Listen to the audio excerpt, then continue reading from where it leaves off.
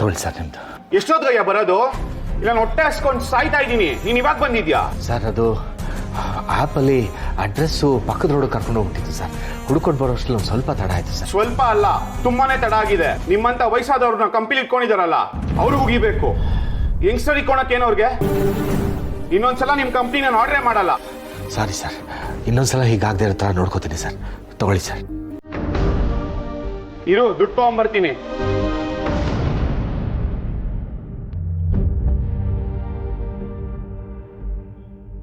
ತಗೋ.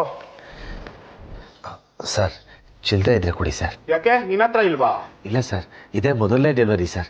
ನೀವೇ ಚಿಲ್ಲರೆ ಇದ್ರೆ ಕೊಟ್ಬಿಡಿ ಸರ್. ನಾನೇನು ಚಿಲ್ಲರೆ ಅಂಗಡಿ ಇಟ್ಕೊಂಡಿದ್ದೀನ ಇಲ್ಲಿ? ಇಡೀ ನಮ್ಮ ದೇಶನೇ ಬದಲಾಗ್ತಾ ಇದೆ, ಡಿಜಿಟಲ್ UPI ಅಂತ ಅಂದ್ಬಿಟ್ಟಿನ. ನೀವುಗಳು ಬದಲಾಗಿಲ್ಲ. ಹಾಗಾದ್ರೆ ಇಲ್ಲಿ ಅಂಗಡಿಲಿ ಎಲ್ಲಾದರೂ ಹೋಗಿ ಚಿಲ್ಲರೆ ತೊಗೊಂಡ್ಬರ್ತೀನಿ ಸರ್. 2 ನಿಮಿಷ ಬಂದ್ಬಿಡ್ತೀನಿ ಸರ್. ಸರಿ, ಹೋಗ್ ಬೇಗ.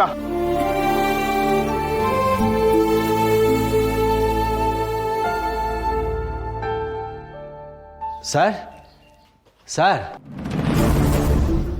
ಚಿಲ್ಲರೆ ತಗೊಳ್ಳಿ ಸರ್. ಅವನು 200ಕ್ಕೆ ಚಿಲ್ಲರೆ ಕೊಡಲ್ಲ ಅಂದ, ಅದಕ್ಕೆ ಒಂದು ಬಾಟ್ಲು ನೀರು ತೊಗೊಂಡು ಚಿಲ್ಲರೆ ತಂದೀನಿ. ಇದನ್ನು ನೀವು ಮುರ್ಕೊಂಡು ನಿಮ್ಮ ಬಿಲ್ಲನ್ನು ಕೊಡಿ ಸರ್. ನಿನಗೆ ಸರಿಯಾಗಿ ಚಿಲ್ಲರೆ ತಗೊಂಬರಕ್ ಆಗ್ದಿಲ್ದಿರೋ ನೀನು ಹೆಂಗೋ ಕೆಲ್ಸಕ್ಕೆ ಇಟ್ಕೊಂಡಿದ್ದಾರೆ. ಈ ವಯಸ್ಸಲ್ಲಿ ದುಡಿಯೋದು ಬೇಕಾ ನಿನಗೆ? ನಿನಗಂದೇನು ಪ್ರಯೋಜನ? ಆ ಕಂಪ್ನಿಯವ್ರಿಗೆ ಅನ್ಬೇಕು. ತಗೋ. Thank you sir. ಸರ್ ಆ್ಯಪಲ್ಲಿ ನನಗೆ ಒಳ್ಳೆ ರೇಟಿಂಗ್ ಕೊಡಿ ಸರ್. ನೀನು ಮಾಡಿರೋ ಕೆಲಸಕ್ಕೆ ನಿಂಗೆ ರೇಟಿಂಗ್ ಬೇರೆ.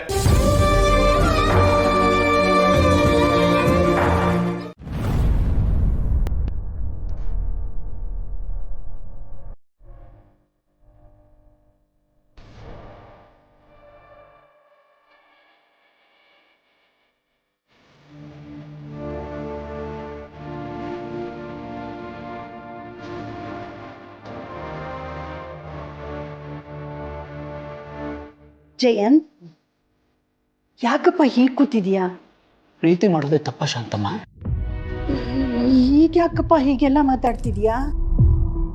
ತಪ್ಪು ನಡೆದು ಹೋಗ್ಬಿಟ್ಟಿದೆ ಶಾಂತಮ್ಮ. ನನ್ನ ಪ್ರೀತಿ ನನ್ನ ಹೊರಗಿಂದ ಒಬ್ಬ ಕ್ರೂರಿಯಾಗಿ ಕಟಕನಾಗಿ ಬಿಂಬಿಸ್ತಾ ಇದೆ.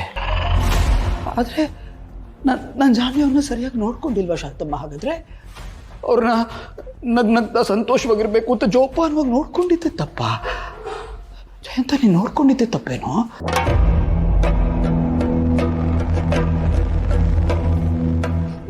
ಈಗ ಯಾಕಪ್ಪ ಹೀಗೆಲ್ಲ ಮಾತಾಡ್ತಿದ್ಯಾ?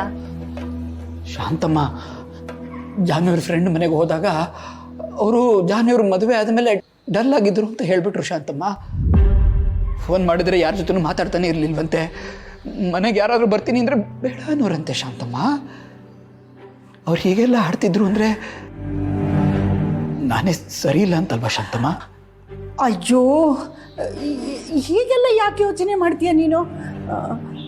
ಏನೋ ಅವಳಿಗೆ ನಿನ್ನ ಪ್ರೀತಿ ಅವಳೊಬ್ಬಳಿಗೆ ಬಿಟ್ಟು ಬೇರೆ ಯಾರಿಗೂ ಸಿಗಬಾರ್ದು ಅಂತ ಹಾಗೆ ಹೇಳಿರ್ಬೋದಲ್ವಾ?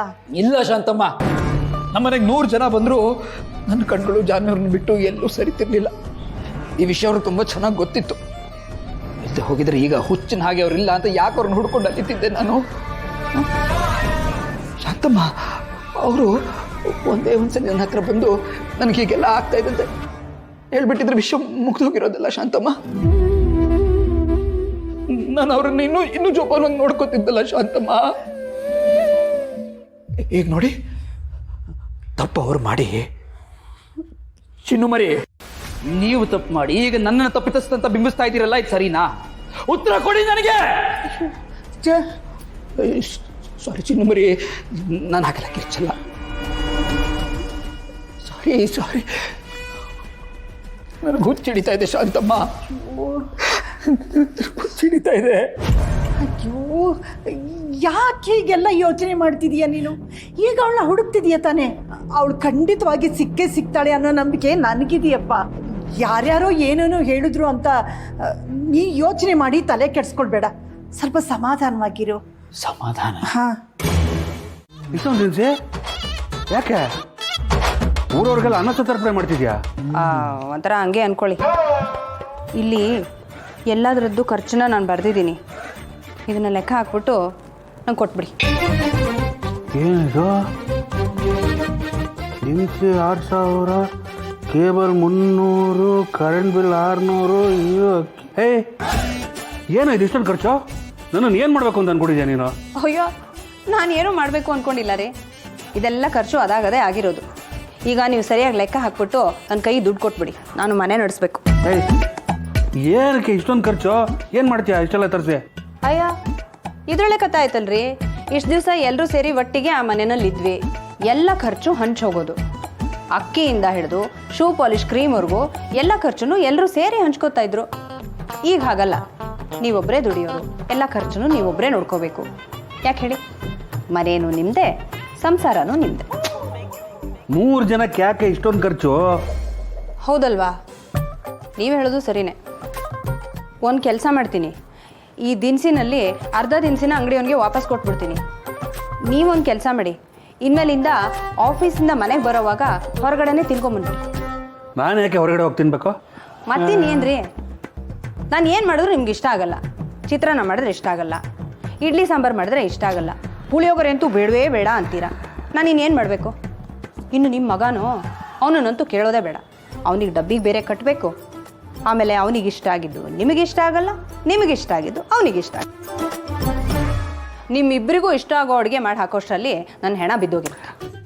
ನನಗೆ ತಲೆ ಕೆಟ್ಟು ಹೋಗಿದೆ ಕಣೆ ಮೊದಲೇ. ಸುಮ್ಮನೆ ಏನೇನೋ ಹೇಳಿ ಮತ್ತೆ ನಾನು ತಲೆ ಕೆಡಿಸ್ಬೇಡ. ಈ ಅಜ್ಜಿ ಮೆಡಿಸಿನ್ ಖರ್ಚಲ್ಲಿ